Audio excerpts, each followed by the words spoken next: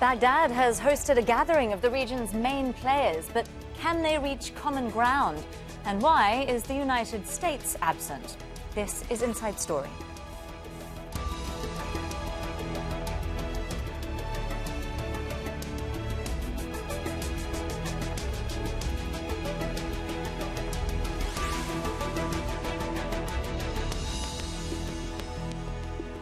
Hello there and welcome to the programme. I'm Nastasya Tay. Now, Iraq has been holding a regional summit aimed at promoting peace and reconciliation in the Middle East. Now, it's hoped that these talks will encourage its neighbours to talk to each other instead of settling scores on its territory. This meeting comes months after regional rivals Iran and Saudi Arabia resumed contact but failed to reach a breakthrough. Since 2003, Iraq has been a battleground for the United States and especially for Iran after the toppling of former President Saddam Hussein. It's hoped that what wasn't achieved through war could now be achieved through negotiation. Yet the United States was notably absent. We'll speak to our guests in just a moment, but first, Mahmoud Abdul-Wahid has this report for us from Baghdad. Iraq's stability is key to the stability of the whole region. This is how regional leaders participating in the Baghdad Conference for Cooperation and Partnership concluded it on Saturday. The summit, which discussed economic integration and investment projects between the participants, also addressed political and security challenges facing Iraq, including the possible resurgence of ISIL. Iraqi officials say it's an opportunity to ease tension in the Middle East, as Saudi and Iranian officials held talks on the sidelines of the summit. The fact that we managed to bring rival countries together on the same table and initiate dialogue between them is not only important to them and us, but the whole region. The meeting, which was co-organized by France, also addressed the water crisis, the war in Yemen, and the devastating economic and political situation in Lebanon. I think it's promising because it's laid the foundation to involving Iraq in more bilateral meetings with the participant countries in the future. The presence of France in the international organizations gives credit to this summit. International and regional summits have been held to discuss instability in Iraq for decades. Now it's hosting this one to show it's ready to regain a role in the region and says it will be neutral in ongoing conflicts. Back in June, Iraq held a trilateral summit to establish trade integration and development projects with Egypt and Jordan. Saturday's summit is another step in, sending a message of Arab solidarity with Iraq after years of isolation. Mahmoud Abdul-Wahid, Al-Jazeera, Baghdad.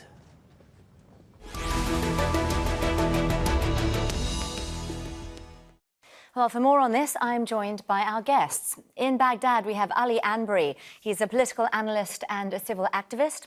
In Kuwait City, Badr Al-Saif, an assistant professor at Kuwait University and also a non-resident fellow at the Carnegie Middle East Center. And in Tehran, Seyed Mostafa Khoshcheshm, an Iran affairs analyst and a public diplomacy strategist. Thank you for joining us, gentlemen, and a warm welcome to you all. Now, I do think it's rather striking that a country that has itself been a battleground for so many interests is now proposing that it be an arena for conflict resolution. I understand Iraqi Prime Minister Mustafa al-Kadhimi has been facilitating, 3 rounds now of talks between Iran and Saudi Arabia since March, April this year. Badr, let me start with you. How much is this process being driven by al-Kadhimi himself? Let me first start by expressing the interest and the support and the excitement of citizens across the Gulf region about this happening. There has been a lot of doubt cast as to why, number one, this is taking place now, and number two, why is Baghdad playing this role? And I think neither should be a surprise.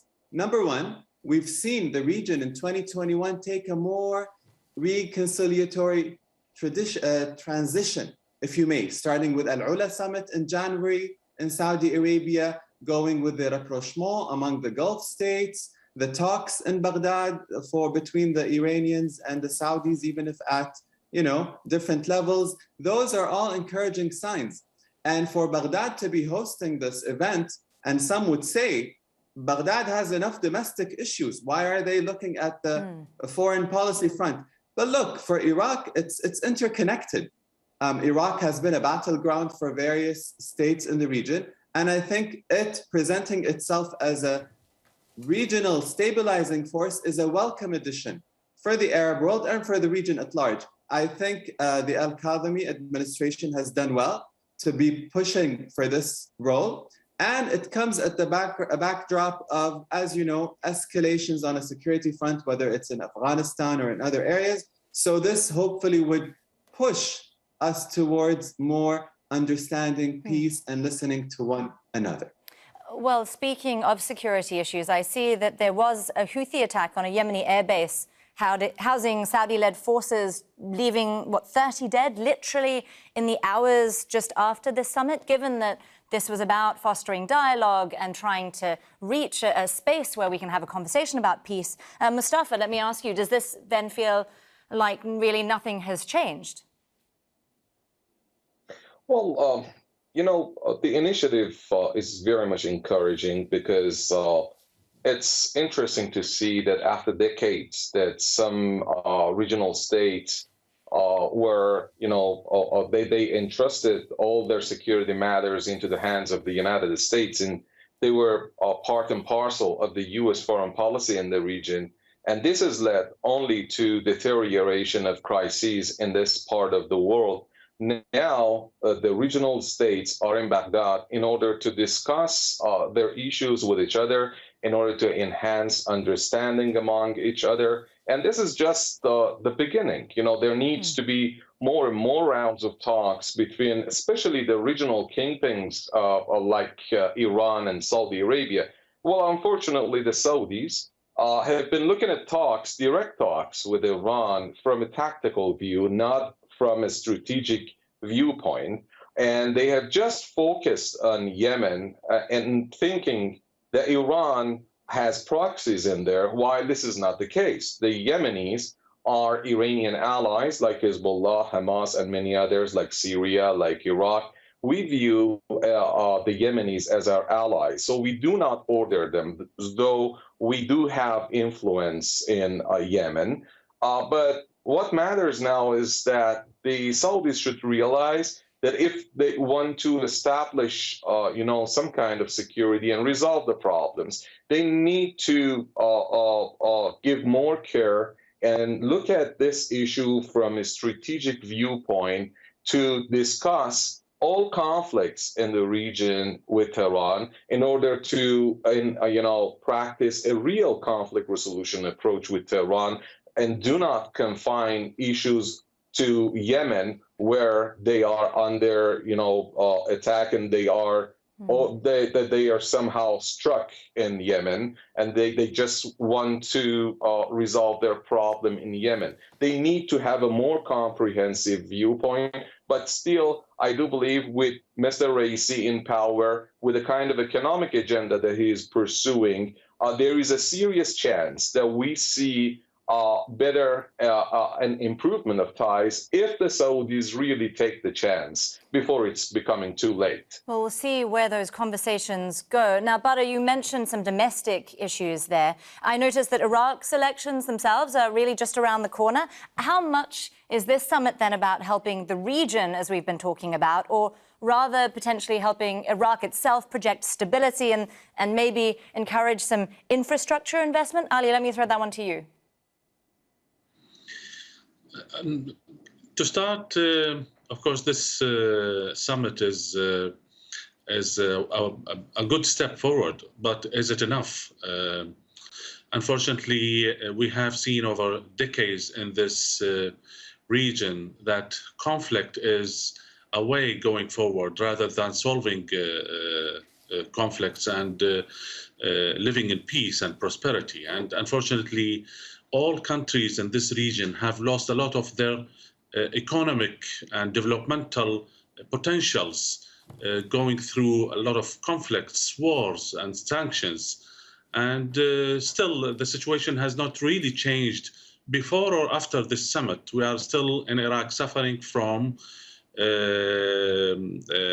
continuous conflict about the region and among the countries of the region, mainly the Iranians and the Saudi Arabia, and we have no say in this conflict, to be frank. And unfortunately, Iraq has always been, especially after 2003, the battle zone for this conflict. And everybody is trying to show his strength over the other on the Iraqi soil. And even they did not or do not think of Iraq and Iraq's sovereignty and Iraq future. The most important thing for these countries is to get benefit out of the Iraqi situation. This has been said, unfortunately, the domestic situation in Iraq is also played a role in this conflict, and given the chance for the different countries to continue fighting over the Iraqi soil. So this summit is a good step forward, but are the intentions of different countries participating in this summit is truly towards solving the problems of the region and looking forward for more prosperity, more development, fighting illiteracy, fighting poverty, giving opportunities for people to live a good life? There is still time to tell. Indeed. Badr, let me bring you in here. How do you think Al-Kharami managed to get so many regional heavyweights around the table? And does he potentially get some political points at home for it? Let me first clarify a situation with Iran in terms of the Gulf. The Gulf Cooperation Council has many times has expressed its interest in laying out the picture with Iran and discussing different files concerning the regional meddling that takes place not only in Iraq and Yemen and Lebanon and Syria. This has been on the table, and as well in other Gulf states. And, there hasn't been much change in that behavior. And I will not speak about how the Saudis have changed from a position of combating to now reconciliation, and maybe the Yemen war has a role to play for sure. But there has been a constant theme of trying to lay out all the cards on the table and to try to come up with a framework that speaks to countries as equivalent partners and not to try to impose from one side to the other. I think that's been the impression that the GCC has been trying to push forward. Mustafa, sorry, I do want to bring you... I'll come back to you in a second, Badr, because I can see Mustafa shaking his head there. So let me ask you to respond to that, sir.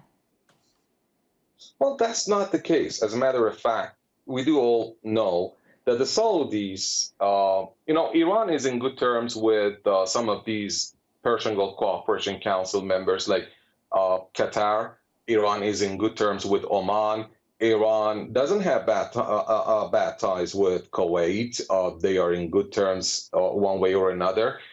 It's the Saudis, as well as somehow pushed by the UAE and, of course, somehow Bahrain, but mainly the UAE that's pushing the Saudis. The Saudis have not been short of taking any kind of hostile option in the last 1 or 2 decades against Iran, though there have been ups and downs all throughout the past 1 or 2 centuries. Still, in the past 2 decades, according to the confessions made by top U.S. former and present officials like Joe Biden when he was a vice president, Hillary Clinton when she was a Secretary of State, Martin Dempsey, who was the chairman of the Joint Chief of Staff under Obama in 2014, they have all made lots of confessions that the war of militancy was created by mainly Saudi Arabia, supported by Saudi Arabia in order to wear off Iranian allies and in order to demolish Iranian allies in the region, in Syria and in Iraq first. Second, we do know that the MBS, in front of the cameras, Mohammed bin Salman declared war on Iran, taking war to the Iranian streets. A couple of weeks later, there were bombings at the Iranian parliament, the shrine of Imam Khomeini, as well as in Ahvaz, IRGC march in southeastern Iran. And they have not been short of any kind of hostile action against Iran. They have used up all their options available. And when they were in alliance with Bolton, Trump and Netanyahu as a regional plan in order to contain Iran.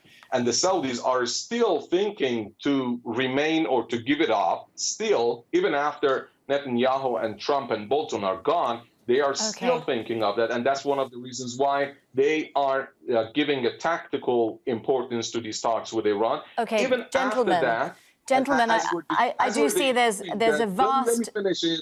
Sure. Okay, go ahead. Let me finish it.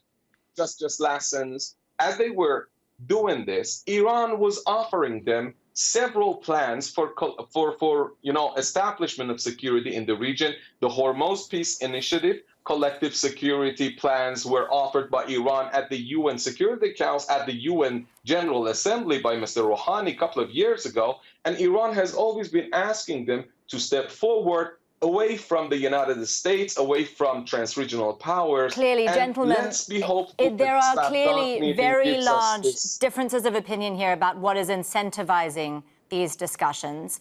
But we do see there were a number of heads of state that actually showed up in Baghdad, but Riyadh and Tehran both only sent their foreign ministers. I'm going to throw this one to Ali, and I'll come back to the other two of you gentlemen in a second. How significant do you think that is? I choice would like to come in as well on this. Sure, in a moment, Badr. Ali, I know you wanted to come in here as well. Would you expect higher level engagement going forward on this issue?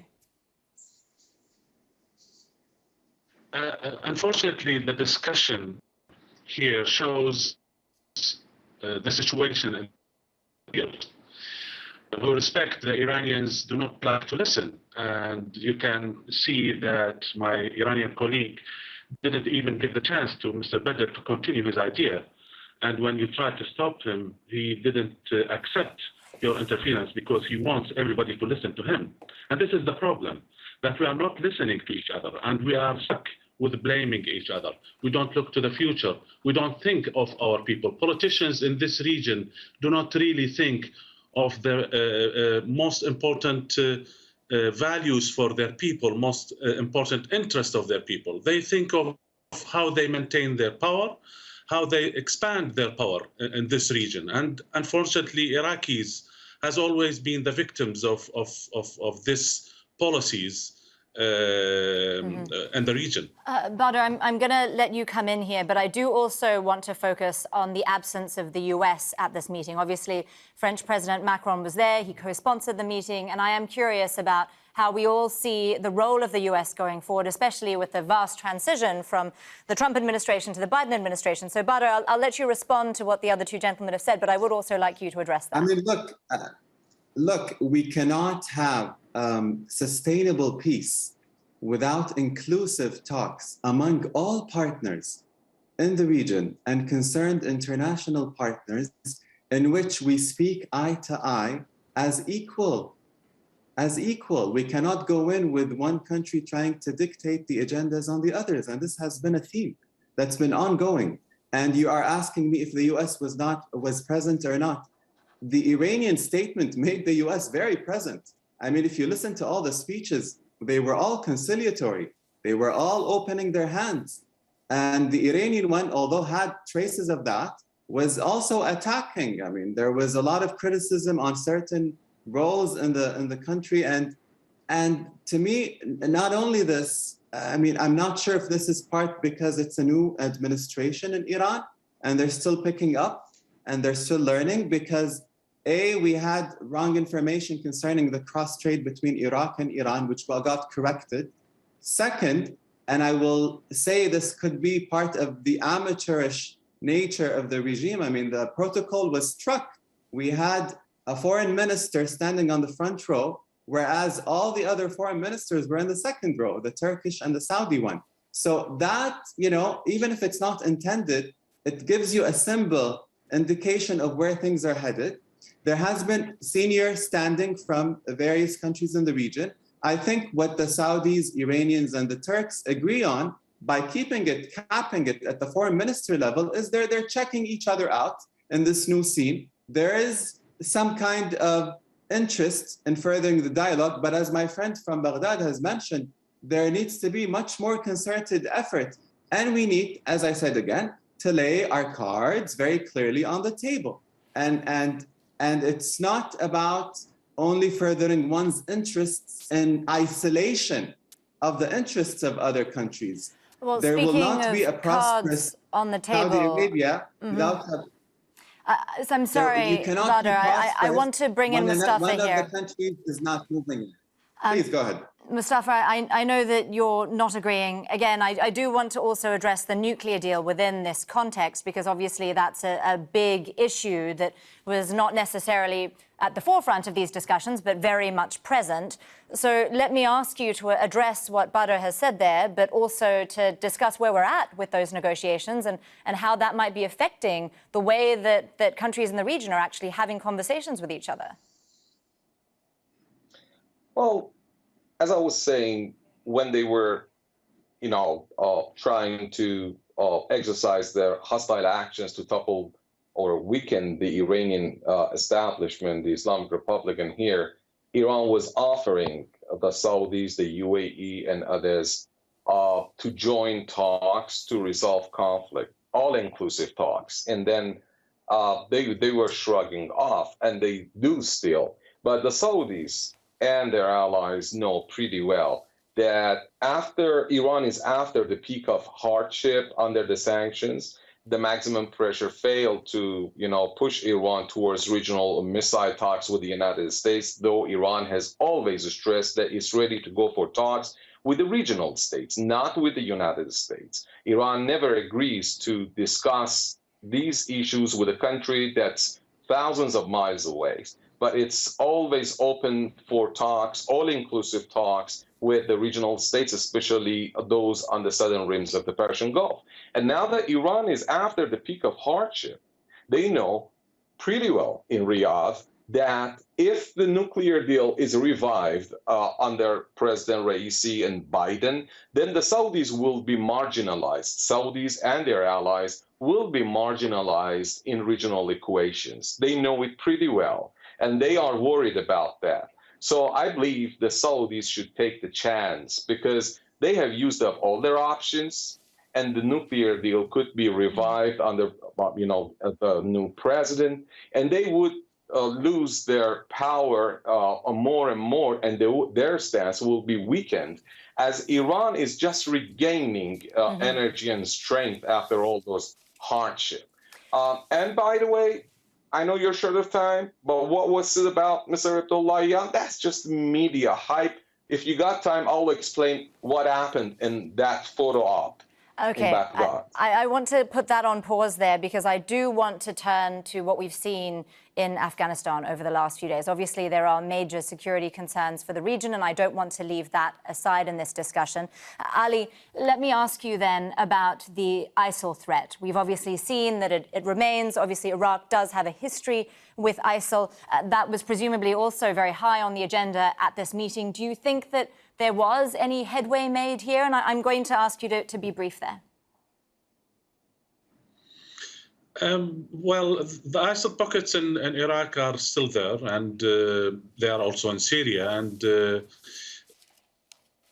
been mobilized by one regional power or international power to create a mess in Iraq and in the region. So they are a tool which has been used and can be used and will be used, unfortunately, in the region whenever it suits any of the regional or international powers.